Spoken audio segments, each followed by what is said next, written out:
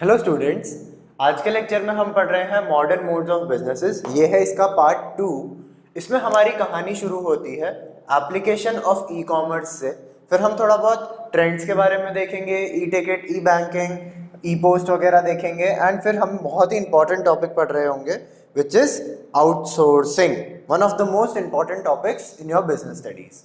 फिर उसके हम लोग शुरुआत करते हैं यहाँ से एप्लीकेशन ऑफ ई कॉमर्स से। सबसे पहली चीज़, एक तो ऑनलाइन रिटेल शुरू हो गया है। जैसे हमने बहुत इन डेप्थ में इंटरनल ट्रेड में रिटेल को पढ़ा था, राइट, हम पढ़ चुके हैं ऑलरेडी। तो जैसे हम इंटरनल ट्रेड में रिटेल देख रहे थे, वैसा का वैसा रिटेल ऑलरेडी ऑनलाइन शिफ्ट हो चुका है एंड बहुत अच्छे अमाउंट पे शिफ्ट हो चुका है। Then we have digital media. So digital media मतलब हम सब ने ही देखा है यार, आप जो यूज़ कर रहे हैं आज वो डिजिटल मीडिया ही देख रहे हैं। So this is a kind of digital media. फिर उसके बाद हमारे पास आ जाता है फाइनेंशियल सर्विस। फाइनेंशियल सर्विस मतलब बैंकिंग ट्रांजैक्शंस करते हैं हम सब लोग बहुत सारी चीज़ें करते हैं। तो ये सब के सब फाइनेंशियल सर्विस के ब्रैकेट में फॉल करती हैं।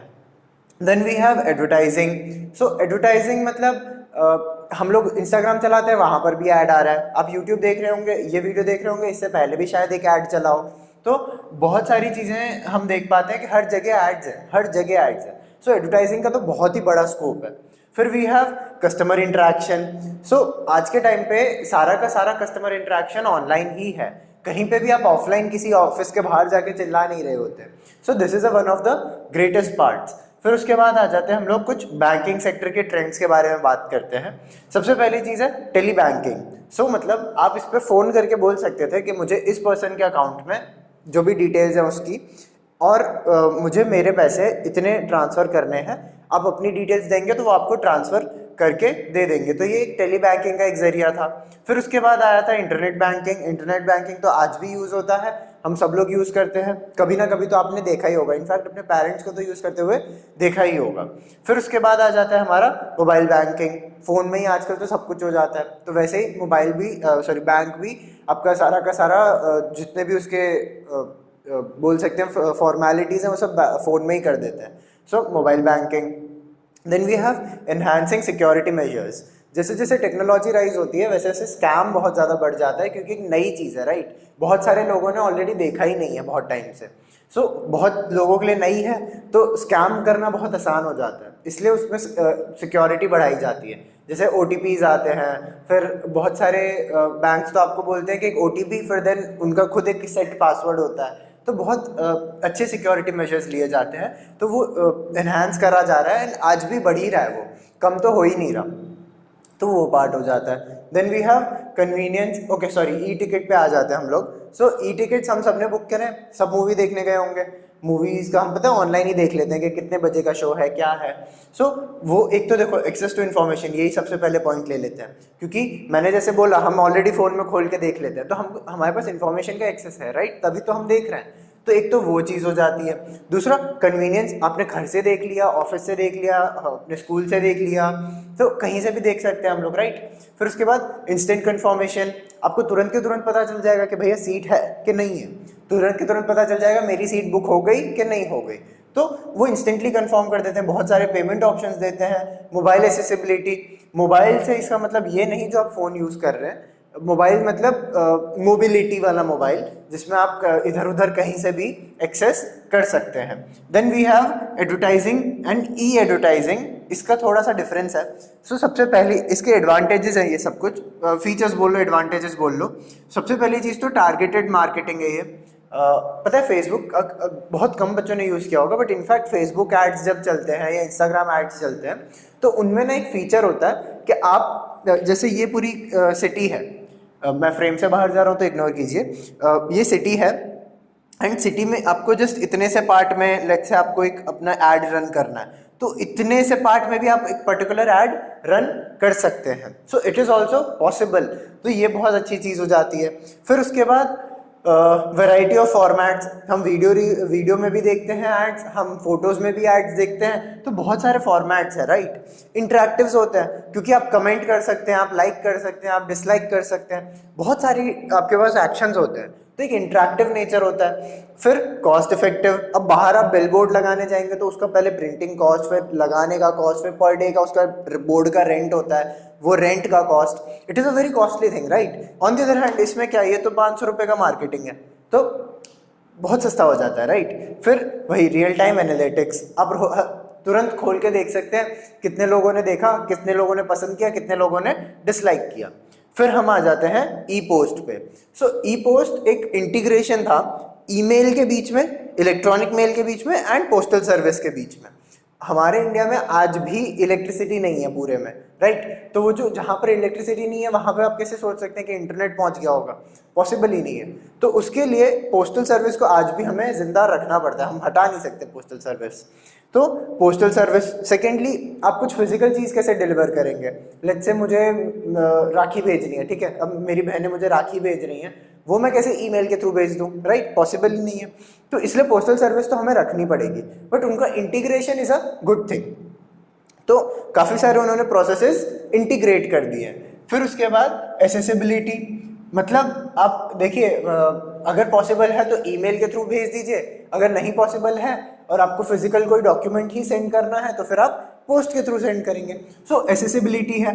फिर दूसरा फॉरवर्डिंग सर्विस, आप कितने बार पता होता है कि हमको ये मेल फॉरवर्ड कर दो, राइट। तो उसका मतलब ये होता है कि आपके पास कोई एक मेल आया, आप चाहें तो किसी और को फॉरवर्ड कर सकते हैं, भेज सकते हैं किसी और को, तो ये भी सर्विस एक अवेलेबल होती है इसमें। फिर ब्रिजिंग द डिजिटल डिवाइड, जैसा मैंने बोला बहुत जगह अभी भी इंटरनेट नहीं पहुंचा, इलेक्ट्रिसिटी नहीं पहुंची, तो आप इंटरनेट कैसे एक्सपेक्ट कर रहे हैं। तो सिमिलर चीज़ है ये भी। तो वो जो गैप है उसको ब्रिज करना इज द मोटिव। फिर resources required for E business, इसमें हम लोग देख लेते हैं। एक तो आपको वेबसाइट डेवलपमेंट, हम सबको पता है वेबसाइट क्या होती है, ठीक है, फेसबुक वेबसाइट है, यूट्यूब वेबसाइट है, मैंने आपको पहले भी बोला है। तो ये सारी चीज़ों के अंदर वेबसाइट डेवलपमेंट का बहुत बड़ा रोल होता है। फिर टेक्निकली क्वालिफाइड वर्कफोर्स, अब मैं बोलूँ कि भैया मैंने तो वो वर्कफोर्स हायर कर रखी है जो साइकिल से जाके पोस्ट डिलीवर करती है, उसका मेरी ऑर्गेनाइजेशन में कोई रोल नहीं है, क्योंकि मेरी तो ऑनलाइन ऑर्गेनाइजेशन है, राइट। मुझे साइकिल से कहीं जाना ही नहीं है, ना मुझे स्कूटी से जाना है, ना मुझे कार से जाना है, तो पॉसिबल ही नहीं है। मेरे को टेक्निकली क्वालिफाइड स्टाफ चाहिए जो कंप्यूटर्स चलाना जानते हो, शायद वेबसाइट डेवलपमेंट जानते हो, मार्केटिंग जानते हो, ये सारी चीज़ें होती हैं। So next cheese is digital marketing. Digital marketing मतलब ये हम जो डिजिटल एड्स देख रहे थे, कहीं पे तो हमने देखा था, राइट, हाँ, ये ई एडवर्टाइजिंग में डिजिटल एड्स देख रहे थे, तो ये डिजिटल एड्स जो थे ये डिजिटल मार्केटिंग में ही तो आएंगे। आप एक मार्केटिंग की ब्रांच मान लीजिए, एक सेपरेट ब्रांच मान लीजिए कि जहाँ पे हम ये सारी चीज़ें देख रहे हैं। अब इसके अकॉर्डिंग आपको स्ट्रैटेजी भी चाहिए, क्योंकि अब ऐसे ही तो टारगेट नहीं कर रहे हैं, राइट। हमने बोला था इधर हम एक स्पेसिफिक एरिया को टारगेट करेंगे, या स्पेसिफिक एज ग्रुप को, स्पेसिफिक एथनिसिटी को, किसी को तो टारगेट कर रहे होंगे, राइट। तो वो स्ट्रैटेजी चाहिए उसके अकॉर्डिंग कि हम ऐसे कर रहे हैं। फिर पेमेंट प्रोसेसिंग सिस्टम्स, आप प्रोडक्ट तो ऑनलाइन सेल कर रहे हैं तो प्रोडक्ट आपको पैसे भी तो ऑनलाइन ही मिलेंगे, राइट। तो आपको पैसे के लिए भी तो एक सिस्टम बनाना पड़ेगा कि हम ऐसे भेज रहे हैं पैसे, तो वो भी एक चीज़ हो जाती है। फिर logistics and supply chain management, अब लॉजिस्टिक्स मतलब मेरे वेयर हाउस में या फिर मेरे स्टोरेज में कितना सामान है, मुझे कितना ऑर्डर करना है एंड आगे कितना भेजना है। फिर उसके बाद सप्लाई चेन मैनेजमेंट, मतलब मेरा जो सप्लाई है, मेरे पास जो सामान है और जो मेरा कंज्यूमर सामान मांग रहा है वो मतलब इनफ अमाउंट में है। अब जैसे कोई मेरा शर्ट का बिजनेस है, कोई मेरे को आके बोलता है भैया वाइट शर्ट दो, और मैं बोलता हूँ कि भैया वाइट शर्ट तो नहीं है, तो ये तो प्रॉब्लम हो गई, राइट। मेरा जो रिक्वायरमेंट था वो मैं फुलफिल ही नहीं कर पा रहा, ये तो प्रॉब्लम सी चीज़ है। तो वो चीज़ खत्म करने के लिए आपको सप्लाई चेन को फिक्स करना पड़ता है कि आपकी वाइट शर्ट प्रोडक्शन भी नहीं रुकनी चाहिए और ना कोई और शर्ट की प्रोडक्शन रुकनी चाहिए। फिर उसके बाद customer support service, online business है तो सपोर्ट सर्विस भी ऑनलाइन ही चाहिए, तो ये सब चीज़ें हो जाती हैं। फिर हम कुछ पेमेंट ऑप्शंस के बारे में बात कर लेते हैं। ऑलरेडी सब बच्चों को पता होगा, सीओडी बहुत सुना है सबने, ये वो गेम नहीं है, हाँ, सीओडी मतलब कैश ऑन डिलीवरी। आप जब डिलीवर करते हैं अपना सामान तो अब आपको कैश दिया जाता है, तो वो होता है सीओडी। पता चले बच्चे बोल रहे हैं भैया सर गेम पढ़ा रहे हैं, नहीं, गेम नहीं है ये कैश ऑन डिलीवरी है। फिर उसके बाद आ जाता है हमारा चेक तो बताइए सबको, चेक फाड़ के दे दिया जाता है, उसमें डिटेल्स लिखी जाती हैं, इंस्ट्रक्टिंग डॉक्यूमेंट होता है बैंक के लिए कि मेरे अकाउंट से उस पर्सन के अकाउंट में इतने पैसे ट्रांसफ़र किए जाएं। उसको चेक बोल दिया जाता है। फिर उसके बाद नेट बैंकिंग, तो ओके मैंने वाओ स्पेलिंग गलत लिखी है, net banking, right. So net banking मतलब आप इंटरनेट बैंकिंग को थोड़ा मतलब एलैबोरेट करके समझ लीजिए, सारे के सारे प्रोसेसेस आप online through their website, through their portal कर देते हैं, तो ऐसा सब हो जाता है। हाँ, वेबसाइट डेवलपमेंट का रोल ना यहाँ पर भी एग्जिस्ट करता है, जो हमने ये पढ़ी ना वेबसाइट डेवलपमेंट, नेट बैंकिंग में भी एग्जिस्ट करता है, क्योंकि नेट बैंकिंग आप करेंगे किससे, कोई तो एक वेबसाइट होगी, वो वेबसाइट जो बनाता है वो भी तो वेब डेवलपर है, तो ये सारी चीज़ें हो जाती हैं। Then we have credit and debit cards. Credit cards मतलब जब आपको कोई छोटा छोटा लोन दिया जाता है थोड़े समय के लिए, और अगर वो समय खत्म हो गया तो आपको हाई इंटरेस्ट चार्ज किया जाएगा, अगर उससे पहले दे दिया तो no interest would be charge, इसको बोल देते हैं क्रेडिट कार्ड। डेबिट कार्ड्स तो हम सबको पता है, हमारे बैंक में जो पैसा है उसको मशीन के थ्रू एक अकाउंट से दूसरे अकाउंट में भेजना कैशलेसली, उसको बोल दिया जाता है डेबिट कार्ड। डिजिटल कैश मतलब बहुत सारे बैंक्स आजकल एक डिजिटल कैश का ऑप्शन दे देते थे, मतलब उनके ज़माने की बात करें, बुक के ज़माने की, तो बुक के अकॉर्डिंग बहुत सारे लोग मतलब बहुत सारे बैंक्स आपको डिजिटल कैश का एक फैसिलिटी प्रोवाइड करते हैं, जिसमें आप जैसे ई वॉलेट्स होते हैं, जिसमें आप थोड़ा थोड़ा सामान अपना मतलब थोड़ा थोड़ा कैश स्टोर करके रख सकते हैं ताकि आप इमीडिएटली ट्रांजैक्शन कैरी आउट कर पाएँ। One of the recent examples is UPI, but आपके बैंक सॉरी आपके बुक में यूपीआई का एग्जाम्पल ही नहीं दिया हुआ है, तो हम यूपीआई को छोड़ के बुक की डेफिनेशन पे स्टिक रहेंगे अगर हमें एग्जाम में आया तो। Then we have safety tips. So बहुत बार मैंने जैसे बोला कि नई चीज़ें हैं तो बहुत हो जाता है कि यहाँ पर ना स्कैम्स हो जाते हैं, राइट। मैंने यहाँ पे बोला था एनहांस सिक्योरिटी मेजर में सिमिलर चीज़ हम देख लेते हैं कि प्रॉब्लम्स क्या हो सकती हैं। तो सबसे पहले तो ट्रांजैक्शन रिस्क हो सकते हैं कि भैया आपने पैसे भेज दिए, उसको मिले नहीं पेमेंट वाला, ऑर्डर आपने कर दिया, मतलब ऑर्डर उसने बोला कि मैंने तो डिलीवर कर दिया है बट आपको आया ही नहीं, तो वो भी एक प्रॉब्लम हो सकती है। दूसरा डिलीवरी, मतलब आपने बोला कि भैया सॉरी हाँ ऑर्डर मतलब आपने बोला कि मेरे को ये चीज़ प्रोवाइड करवाओ और मैंने इसका पेमेंट कर दिया है, तो वो बोलता है कि भैया मैंने तो भेज दिया सामान और मतलब मेरे पास तो पोर्टल में दिखाई ही नहीं रहा, आपने ऑर्डर कर दिया अच्छी बात है बट मेरे पोर्टल में नहीं दिखा रहा है, ये भी प्रॉब्लम हो सकती है। डिलीवरी की प्रॉब्लम ये हो सकती है कि मेरे घर पे आना चाहिए था बट वो पीछे वाले के घर में आ गया है, तो पता ही नहीं है कहाँ चला गया प्रोडक्ट, तो ये भी प्रॉब्लम्स हो जाती हैं। Then we have data storage risk. अब डाटा चोरी हो जाता है, राइट, मैंने डाटा स्टोर करके रखा है, गलती से किसी एम्प्लॉय से डिलीट हो गया या फिर कोई हैकर ने आके सब कुछ डिलीट कर दिया, वो भी एक प्रॉब्लम है।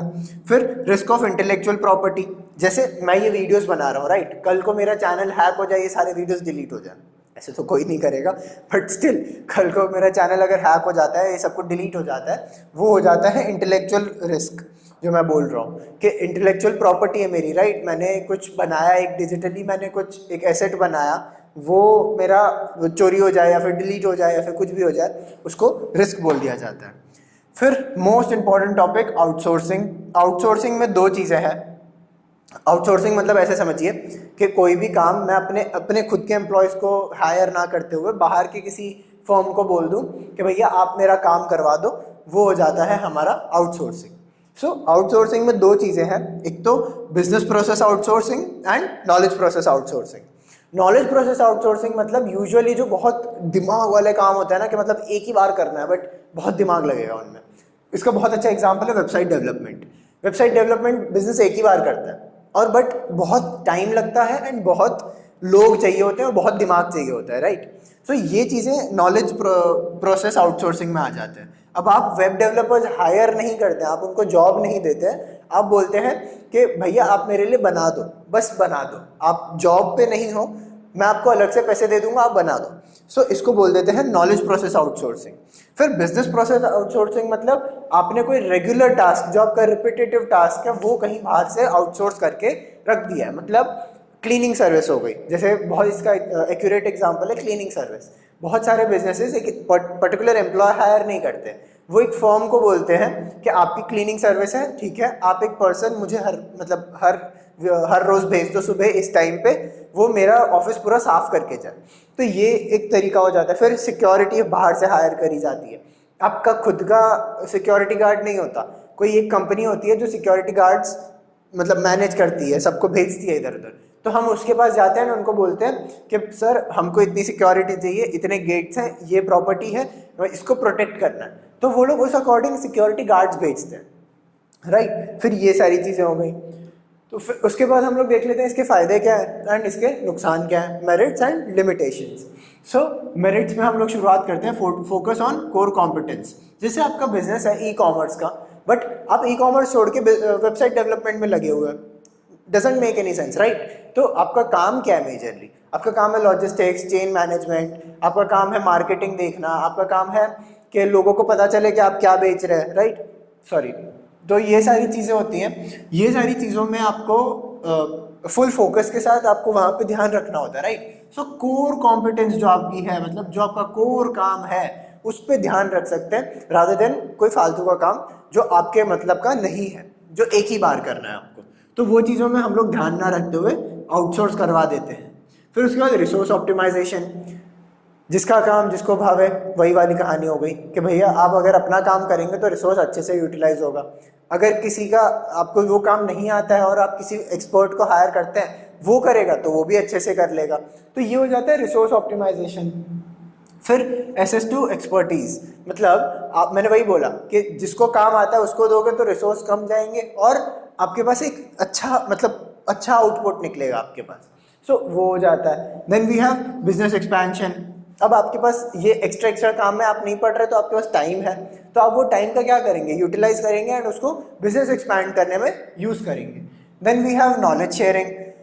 आप उससे सीख भी तो सकते हैं कि भैया बताओ वेबसाइट डेवलपमेंट में क्या करना है, तो वो बता भी देगा आपको कभी बार बैठे बैठे ऐसे ही। तो वो एक नॉलेज शेयरिंग वाला पार्ट आ गया।